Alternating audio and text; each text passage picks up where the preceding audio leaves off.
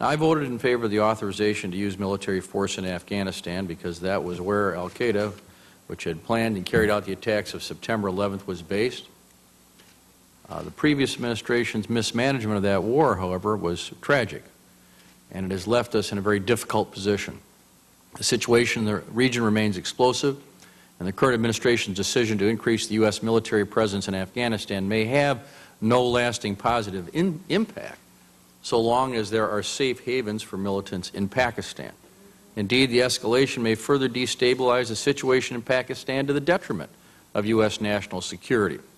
So while the President is certainly right to focus on this region, I am somewhat concerned that we may be sending our troops right into the eye of the storm with an insufficient strategy for addressing the greatest threat to our national security, which of course lies on the Pakistan side of the border. So some questions. General McKiernan requested additional troops in Afghanistan for the purpose of providing security for the Afghan population. Yet recent polling indicates that the overwhelming majority of Afghans oppose an increase in troop levels.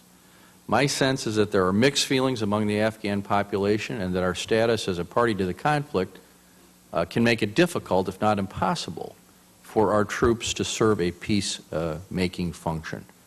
What was your experience, Corporal Reyes, on this matter?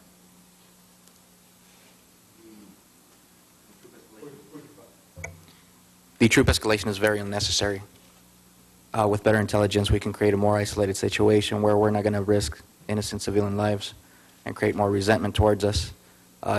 With that, you create a motive for these terrorist groups to become larger. So it's counterproductive to escalate the troops right now. So your first sentence was what again? It is not necessary?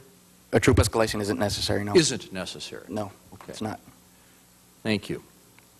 Colonel Basevich, what are the prospects for defeating the insurgency by increasing the number of U.S. troops in Afghanistan, given some concerns that many, if not most, Afghans in the South oppose the presence of U.S. troops? Well, several people have made the point that this is not a problem that has a military solution, that to the degree that there is a solution, the solution in Afghanistan is going to be found in what is going to be a massive and protracted and tremendously costly exercise in nation building. I think that the likelihood of that exercise producing success 10 or 15 years downstream is not great. But I think the larger point to be made, and I mean you made it in your introductory remarks, and Senator Lugar I think alluded to the same thing, is even if we could magically wave our wand and tomorrow have the Afghanistan problem be solved, that the country would be stable, that the government would be legitimate, what exactly would we have achieved in a strategic sense? And I think in a strategic sense the gains would be very limited, because as you suggested, and as this administration, I think, has acknowledged in its creation of this term AFPAC, it is a mistake to view Afghanistan in isolation, and in many respects the larger problem is in neighboring Pakistan. So to invest enormous resources in Afghanistan, I think, is allowing tactical considerations to take precedence over strategic thinking. Well, this is precisely what's been bothering me since I spent 4 or 5 days in Pakistan and in this region less than a year ago, and after the thoughtful remarks of the chairman after his recent visit there. I want to follow on this interrelationship between Afghanistan and Pakistan. What about the possibility that an escalation in Afghanistan could actually be more destabilizing to Pakistan? Is it, in other words, in terms of militants spilling back over into that border, is that a fair concern or not? I think it's a very real concern. You know, there's a very interesting, I think, flawed new book out by David Kilcullen, the counterinsurgency specialist, called The Accidental Guerrilla. There's a lot about that book I disagree with, but there's one core truth I think that he gives us, and that is the notion that most of the people who fight against us in places like Afghanistan are fighting against us because we're there.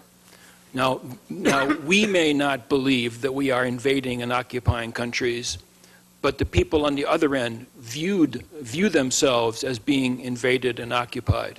So to some degree, to some measurable degree, in places like Afghanistan, increasing the U.S. presence actually increases the dimensions of the problem.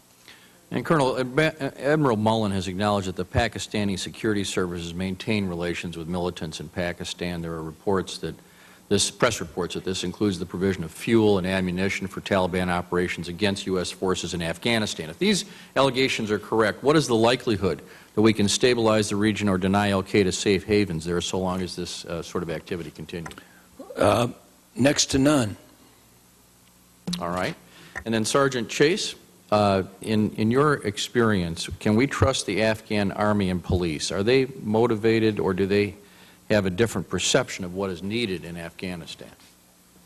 Well, sir, I was in Afghanistan in 2006, and my experience in working with the Afghan National Army and Afghan National Police is limited. But I will say that having been there and spoken to embedded training teams that do work amongst some of these other units, because of the tribal affiliations that they have and because of their locality in their districts and the fact that they come from those areas, tends to be a little less effective than, say, the Afghan National Army, where the people come from all over. So they have less tribal ties to make decisions within their areas. In my experience, although limited, my observation and what I've heard from other people is that the ANA is a bit more effective than the ANP, and that the locals don't trust the ANP a lot of times in their districts. Thank you all. Thank you, Mr. Chairman. Thank you very much, Senator Feingold. Good questions.